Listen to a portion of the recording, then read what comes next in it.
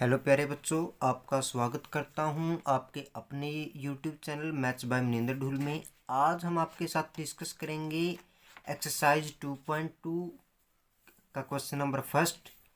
देखिए प्यारे बच्चों, कहता क्या है, एक बार पहले इक्वेशन को ध्यान से देखते हैं, फिर उसके बाद सम को करेंगे हम। निम्न द्विघात बहुपदों, बहुपद हमने पिछली वीडियो में आपके साथ डिस्कस किया था कि बहुपद होते क्या है। अब की बार बात किसकी कर रहा है? द्विघात, जिसकी पावर कितनी होती है? 2 होती है, उसकी बात कर रहा है। के शून्यक ज्ञात कीजिए और शून्यकों। देखिए यहाँ पर शब्द दिया गया है शून्यक, और यहाँ पर जो आपके पास शब्द दिया गया है वो शून्यांकों। शून्यक मतलब एक शून्यक, और शून्यांकों मतलब बहुत सारे शून्यक, बहुवचन हो गया इसका। तथा गुणांकों के बीच संबंध, और फिर हमसे पूछ रहा है गुणांकों के बीच संबंध की सत्यता की जांच कीजिए। तो प्यारे बच्चों, इसको करने से पहले हमें पता होना चाहिए कि पहले शून्यक क्या होते हैं। सबसे पहले हमें क्या पता होना चाहिए कि शून्यक क्या होते हैं, ठीक है ना। तो शून्यक देख लेते हैं एक बार। शून्यक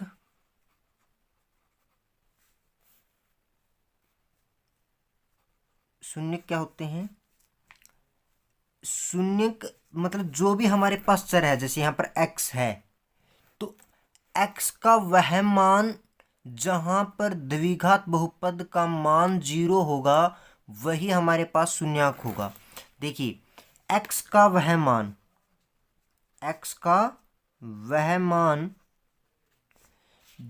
जहां पर द्विघात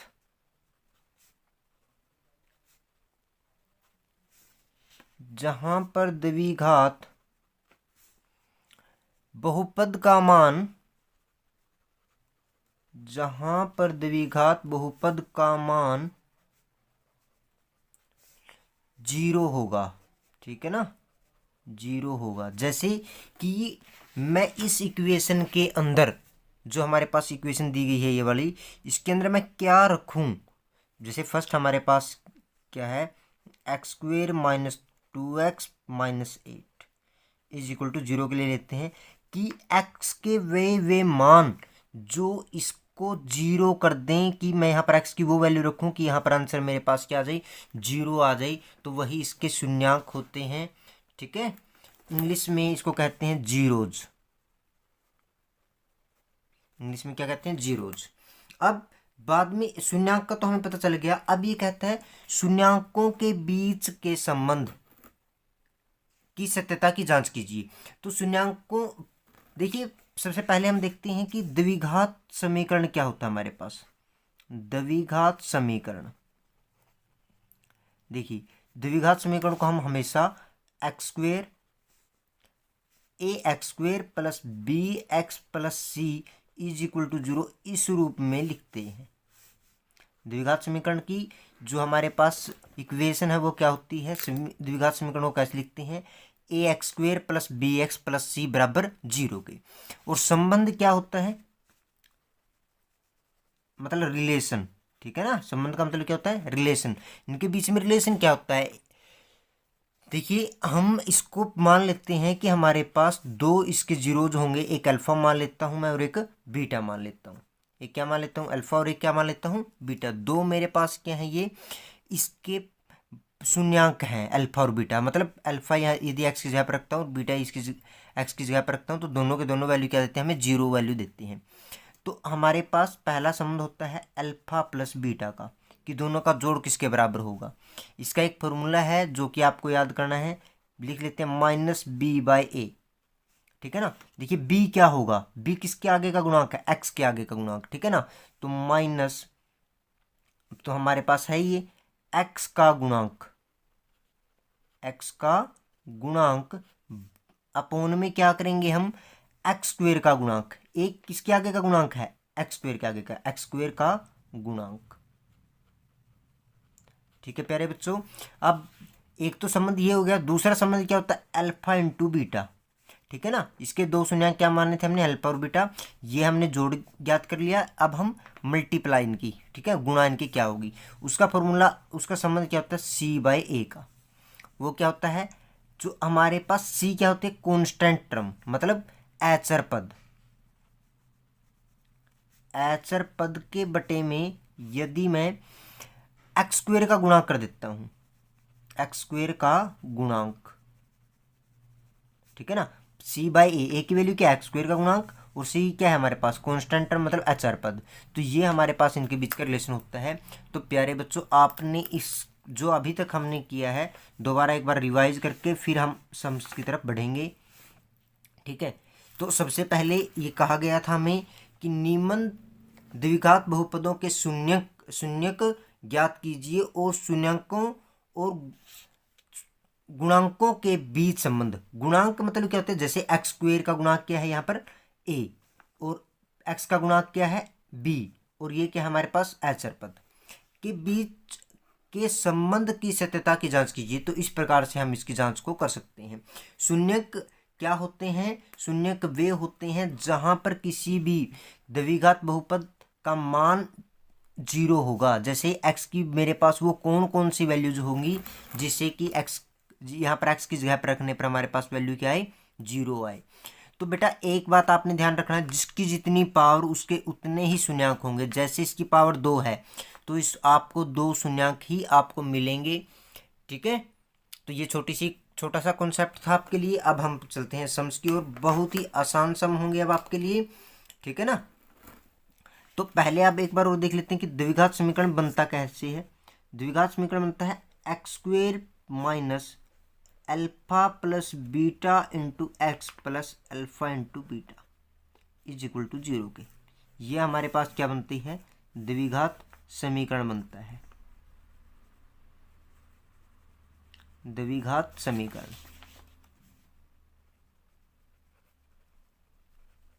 तो पहले सम पे चलते हैं। पहले सम पे क्या है, x square minus 2x minus 8 is equal to 0। देखिए हम सबसे पहले यहाँ पर एक लिख सकता हूँ मैं। पहले आपने ऐसा करना है कि इन दोनों की मल्टीप्लाई कर देनी है, तो माइनस का 8 आ गया, ठीक है ना। और एक्स का गुणांक क्या है हमारे पास, -2। तो आपने देखिए ए सी क्या है हमारे पास, गुणा ही है। तो ऐसे दो शब्द अब आपने ढूंढने हैं कि यदि मैं इनकी गुणा करूं, ठीक है ना, 1 की और -8 की, तो माइनस का 8 आया है। तो ऐसे दो अब अंक आपको ऐसे चाहिए। यदि हम गुणा करते हैं तो मेरे पास माइनस का 8 आ जाए, और यदि मैं जोड़ करता हूँ, योग करता हूँ, जोड़ करता हूँ, योग को जोड़ कहते हैं ना, गुणन, कि जोड़ने पर तो मेरे पास -2 आ जाए, लेकिन जब मैं उनकी गुणा करूंगा तो मेरे पास माइनस का 8 आना चाहिए। तो मैंने जो टुकड़े लिए वो मैं सोच रहा हूँ कि 4 गुणा 2 ले लूँ, ठीक है ना। क्या ले लूँ, -4 और +2। तो देखिए मैं गुणा करूंगा तो माइनस का 8 आएगा, और जब मैं इनको जोड़ूंगा तो कितना आएगा मेरे पास, -4 और 2 को जोड़ने पर -2 ही आएगा। तो प्यारे बच्चों यहाँ पर मैं लिख सकता हूँ x square minus 4x plus के 2x minus 8 is equal to 0 के। अब आप बच्चों देख रहे होंगे यहाँ पर इन दोनों में क्या कॉमन आ रहा है, x कॉमन आ रहा है। तो x को कॉमन ले लेते हैं, तो यहाँ पर क्या बचेगा x -4 प्लस में, यहाँ पर 2 कॉमन ले लेते हैं, तो यहाँ पर क्या बचेगा x -4। तो अब आप देखोगे कि दोनों में क्या कॉमन आ रहा है, x -4 कॉमन आ रहा है। तो यहाँ पर क्या बचा मेरे पास x, यहाँ पर क्या बचा +2 इज इक्वल टू 0 के। तो x -4 को अब मैं 0 के बराबर रख सकता हूँ, और x +2 को 0 के बराबर रख सकता हूँ। ऐसा क्यों किया हमने, क्योंकि 2 की गुणा हमारे पास 0 के बराबर है। इसका मतलब क्या होगा, या तो पहले वाला 0 होना चाहिए या फिर दूसरे वाला 0 होना चाहिए। तो इसलिए हमने दोनों को 0 के बराबर रख दिया। तो x की वैल्यू यहाँ से आती है 4, और यहाँ से x की वैल्यू आती है -2। तो प्यारे बच्चों ये हमारे पास ऐसी संख्याएं आ गई, ऐसे हमारे पास x की वो वैल्यूज आ गई हमारे पास कि यदि मैं अब इस के अंदर जो हमारे पास शुरू में फंक्शन दिया गया था, इसके अंदर यदि मैं x की वैल्यूज को रखता हूं तो मेरे पास आंसर 0 आएगा। तो x की वो वैल्यू है ये कि हमने यदि समीकरण में रखा तो ये वैल्यू 0 देंगे। रख के देख सकते हो, 4 का स्क्वायर 16, ठीक है ना, -4 दूनी 8, और ये -8, तो ये हमें वैल्यू क्या देगा, 0 देगा, ठीक है। तो इसी प्रकार से -2 रखेंगे तब भी वो 0 ही वैल्यू देगा आपको। तो प्यारे बच्चों अब हमें क्या करना है, इसका सत्यापन करना है। सत्यापन सत्यापन करने के लिए अभी हमने क्या किया था, संबंध अभी हमने सीखा था कि क्या संबंध होता है। संबंध होता है अल्फा प्लस बीटा का। एक बार पहले क्या कर देते हैं, अल्फा प्लस बीटा, इसको मैं अल्फा मान रहा हूँ, इसको मैं बीटा मान रहा हूँ। तो क्या होगा, इसका फॉर्मूला क्या, माइनस बी बाई ए। ठीक है, तो माइनस बी बाई ए का मतलब क्या, बी के आगे जो रकम है, ठीक है ना, मतलब एक्स का गुणांक। ठीक है, तो इसका मतलब क्या, एक्स का गुणांक। एक्स का गुणांक क्या है हमारे पास यहाँ पे, देखिए यहाँ पर मैं एक बार लिख भी देता हूँ। ए की वैल्यू हमारे पास क्या है, 1, बी की वैल्यू हमारे पास क्या, -2, और सी की वैल्यू क्या है हमारे पास, -8। तो माइनस बी बाई ए, ये ए की वैल्यू होती है, ये बी की वैल्यू होती है, और ये सी की वैल्यू होती है। एक्स स्क्वायर के आगे वाला ए, एक्स के आगे वाला बी, और जो बच गया वो सी। अब माइनस बी बाई, एक तो माइनस का ये फॉर्मूले में है और एक ये माइनस का ये है, तो माइनस माइनस क्या हो गया प्लस। ए की वैल्यू क्या है 1, तो 2 आ गई। अब आप इनको जोड़ करके भी देख सकते हो, 4 में से 2 चला गया तो 2 ही बचेगा, तो इसका मतलब हमारा आंसर क्या है, ठीक है।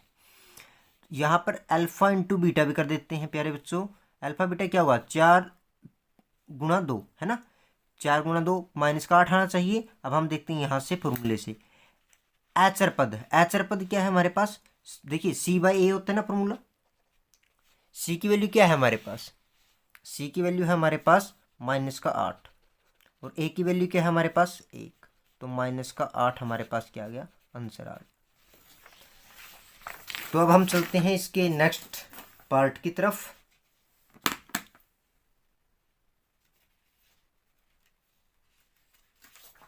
नेक्स्ट पार्ट क्या है हमारे पास,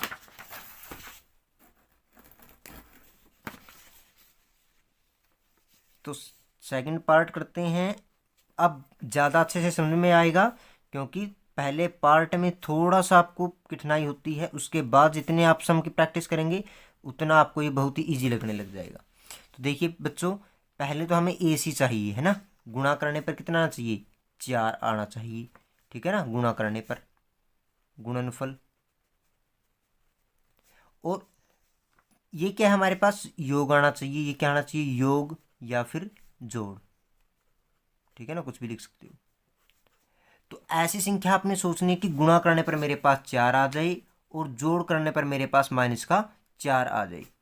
ठीक है ना, तो मैंने जो टुकड़े लिए हैं -2 और -2 ये लेकर के देखता हूँ। यदि मैं गुणा करता हूँ तो माइनस माइनस क्या हो जाता है, प्लस। ठीक है ना, तो प्लस के 4 आ जाएगी इनकी गुणा, और जब मैं जोड़ूंगा तो इनको -4 आ जाएगी। तो यहाँ पर लिख देता हूँ 4s² -2s प्लस 1 बराबर 0 के। तो प्यारे बच्चों, वैसे भी यहाँ पर -4 है, उसको मैं -2s इंटू -2s लिख सकता हूँ। तो आप यहाँ से भी आपका सम देख ले सकते हैं कि आपका सम ठीक है कि नहीं ठीक है। ठीक है ना, -2s और -2s, माइनस के 4s आ रहा है, इसका मतलब हमारा सम ठीक चल रहा है। अब इन दोनों में से क्या कॉमन आएगा, 2s कॉमन आ सकता है। यहाँ पर क्या बचेगा, 2s माइनस 1, माइनस का 1 यहाँ से कॉमन ले सकते हैं, 2s माइनस 1 यहाँ से बचेगा हमारे पास। तो अब देखिए 2s माइनस 1 ये है, 2s माइनस 1 ये है, तो दोनों में से इसको कॉमन ले लेते हैं। यहाँ से क्या बचेगा, 2s, यहाँ से क्या बचेगा, -1 इज इक्वल टू 0। तो 2s माइनस 1 इसको 0 के बराबर रख सकता हूँ मैं, या फिर 2s माइनस 1 इसको 0 के बराबर रख सकता हूँ। तो 2s की वैल्यू किसके बराबर आ जाती है, 1 के, क्योंकि 1 इधर आ जाता है। तो s की वैल्यू क्या आएगी, 1/2। इसी प्रकार से यहाँ से भी s की वैल्यू क्या आएगी, क्योंकि 1/2, क्योंकि दोनों क्या थे, सेम थे। तो s की वैल्यू दोनों से आ गई। अब हमें क्या करना है, इसका सत्यापन करना है। सत्यापन कैसे होगा, देखिए शून्यांकों का योग,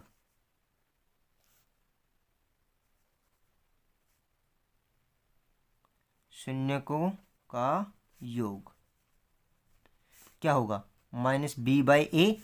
यहाँ पर लिख देता हूँ मैं, a की वैल्यू क्या है मेरे पास 4, b की वैल्यू क्या है मेरे पास -4, और c की वैल्यू क्या है 1। देखिए s² के आगे वाला a, s के आगे वाला b, और जो ये बच गया ये c की वैल्यू है हमारे पास। तो शून्यंकों का योग क्या हो जाएगा, -b/a, माइनस के 4 है हमारे पास, और एक ये माइनस है, माइनस माइनस के प्लस के 4, और a की वैल्यू क्या है 4। देखिए 1 आ गया। वैसे भी अब आप इन दोनों को जोड़ के देखोगे, हाफ एंड हाफ, तो पूरा इक्वल 1 के हो जाएगा, दोनों को जोड़ोगे तब आप, तो इसका मतलब हमारा सम क्या है, ठीक है। और शून्यंकों का गुणनफल,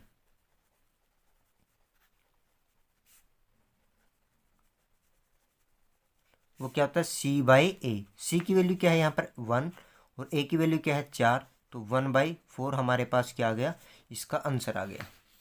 तो इस प्रकार से आपने ये सम आसानी से पूरा कर लिया होगा। थर्ड सम की बात करते हैं, थर्ड पार्ट की। 6x² -3 -7x = 0। देखिए प्यारे बच्चों, सबसे पहले तो द्विघात समीकरण जो हम लिखते हैं वो किसकी फॉर्म में लिखते हैं, ax² + bx + c = 0 के फॉर्म में। मतलब पहले सबसे बड़ी पावर, फिर उससे छोटी पावर x वाली, फिर सबसे लास्ट में कॉन्स्टेंट टर्म या फिर अचर पद आता है। तो हम देखते हैं इसको हम कैसे लिखेंगे, 6x² -7x -3 = 0 के ऐसे लिखेंगे सबसे पहले।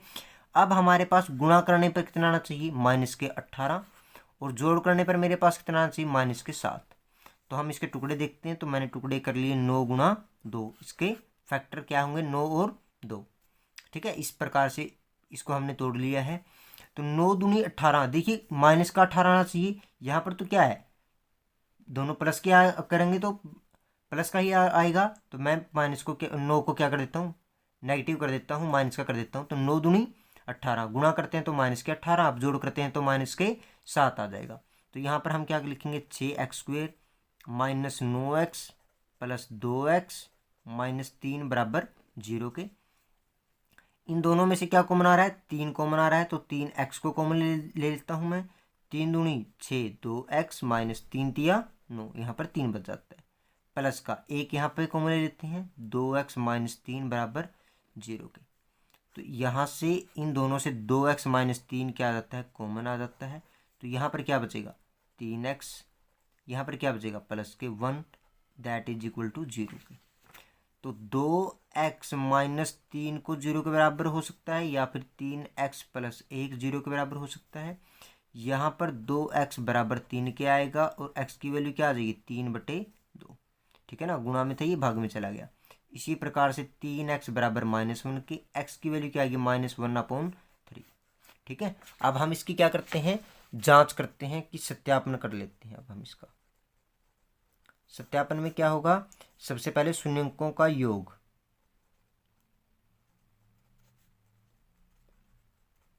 क्या होता है वो, -b/a, -b/a।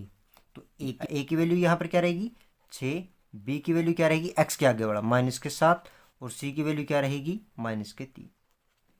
-b/a करेंगे तो -b, तो -7, ठीक है ना, और एक ये हमारे पास अब नेगेटिव है, तो +7 आ गया, बाई a की वैल्यू क्या है हमारे पास, 6, तो इसकी वैल्यू 6 आ जाएगी। तो 7/6 आपके पास आंसर आ जाएगा। अब शून्यांकों का गुणनफल, उसका फॉर्मूला क्या होता है, c/a। c की वैल्यू क्या है हमारे पास, -3, और a की वैल्यू क्या है, 6, तो 3 दूनी 6, तो -1/2, ये हमारे पास गुणनफल आ जाएगा। अब आप इन दोनों को, c/a से हमने 7/6 निकाला, शून्यांकों का योग, आप इन दोनों को जोड़ करके भी देख सकते हैं, आपके पास भी यही आएगा। ठीक है ना, और इसी प्रकार से गुणनफल भी, इस प्रकार से हमारे सत्यापन की जांच हो गई। देखिए अब हम करते हैं एक्सरसाइज 2.2 का पार्ट नंबर 5। तो इक्वेशन क्या है, t² -15 = 0। तो t² की वैल्यू क्या आएगी, +15। ठीक है, अकेला t की वैल्यू क्या आएगी, √15 वर्गमूल 15, और साथ में लगाएंगे प्लस माइनस।